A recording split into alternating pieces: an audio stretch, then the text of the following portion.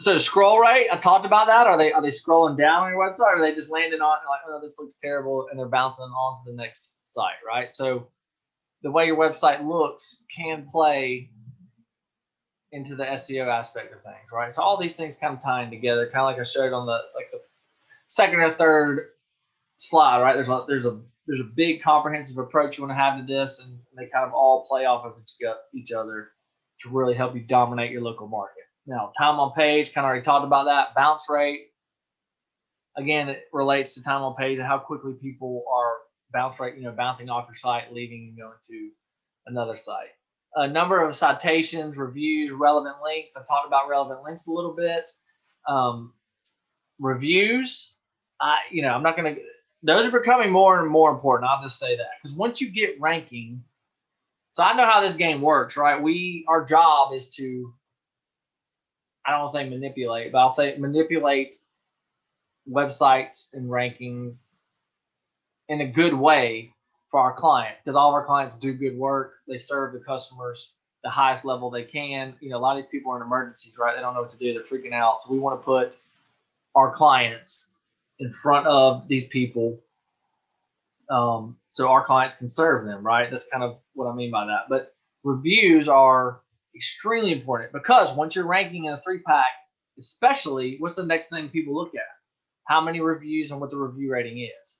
That's kind of like if I need a home service provider here in South Carolina, where we're based out of, and I don't have a referral or know somebody, I literally go to the map pack, look at the reviews, read a couple of them, make the phone call, boom.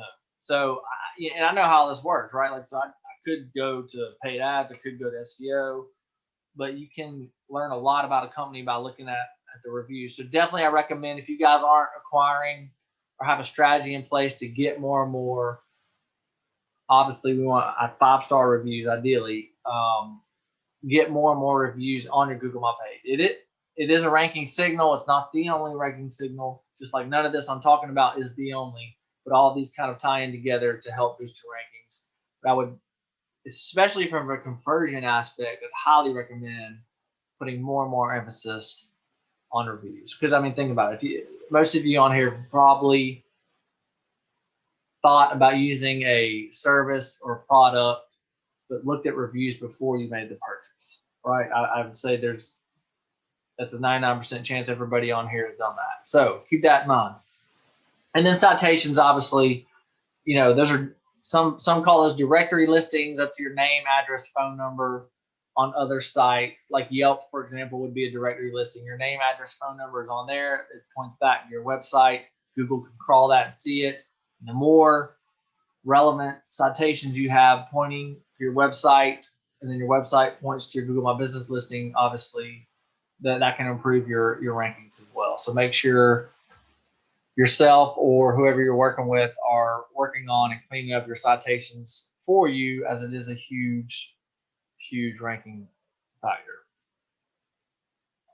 So, and you want to make sure you pay attention to the keywords you're going after.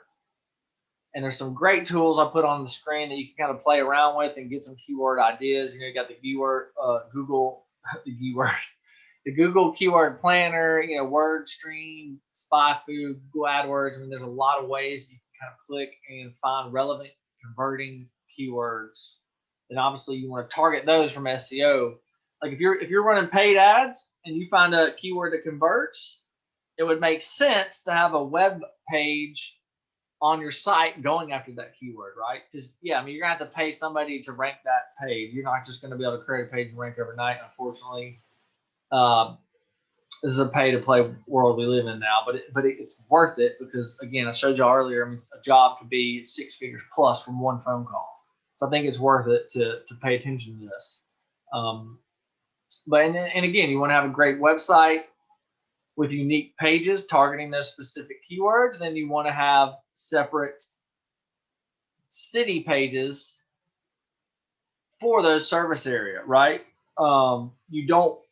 You can, like, let's say you service Miami, you're not going to rank in a suburb. Well, I don't want to say you're not. There's always, it can always happen, but you want to have specific pages built for those particular surrounding cities. This client's in a smaller city, but I'll just show you. This will be easier for me to. So again, the services you provide, you want separate pages for those. Okay. You want city pages built specific to the cities, right? Google will see that, and it'll make it more relevant, because then you'll have the. Let me just show you guys real quick. Again, I don't know if this me moving the screen around is annoying or not, but that's kind of the way I got it set up. But again, we have a page specific to this city, and then you got the H1 tags, the H2 tags. We got the different services. These are linking out. This is the interlinking. Again, remember I mentioned anchor text earlier. Like we might have water damage mitigation linking out to water damage restoration, right? So that way we don't double up on the anchor text. So that's things to keep in mind. All of these are linking to other pages on this site. And again, these are like H2 tags, which are H2 headings from SEO perspective. Again, you want no duplicate content. Remember, you want this to be unique content per page, but again, have it specific to the city you're targeting. And again, remember, if you do mold, have a mold page. If you do biohazard cleanup, have a biohazard page. You do sanitizing, have a separate sanitizing page, right? And then have separate city pages targeting those areas as well. The website, when it wants to be built for user experience, and here it might be helpful too. Like I said, I'm not trying to go on all day, but I'll just show you guys. As far as user experience, you want it. Let me just give you guys some quick highlights on that. Like I said, we're not going to go over all of this, but let's just say if you've got branded trucks, you got team uniforms, stuff like that, like you want to add a little personalization to the website. So as you can see here, we have branded vans here, right? So you want to add a little personalization there if you can have it, because this way that you guys have all seen the sites out there and it's the same pictures. You can't tell if it's a real company or not. This is part of the user experience thing I'm talking about. So make sure you have branded, and it doesn't have to be professional photos. Like this company had some photos taken, so we were able to leverage that. But start with what you got is what I recommend. So branded trucks, pictures of the office, pictures of your team. Have some good before and after photos of pictures of projects that you've done on there. I mean, this is it's short, sweet, it's clean. There's not like 10,000 words on here. No, everybody's attention span is minus 10 seconds these days, right? So you got to be short, sweet. Again, I mentioned team photos of, this looks like a reputable local company that can service the client, right? That's kind of what you want to keep in mind. So this will lead to a good user experience for the prospect, right? So that just gives y'all some things to keep an eye on as far as the user experience goes. And again, remember you want page speed on top of that as well. So I think that'll help you guys on that. And then you want to track your results. You track your rankings, track your calls, and that way you can make sure that obviously you want to make sure that this is working, right? Whether you're doing it yourself or you have a company doing it, you want to track the improvements over time to make sure that you're heading in the right direction.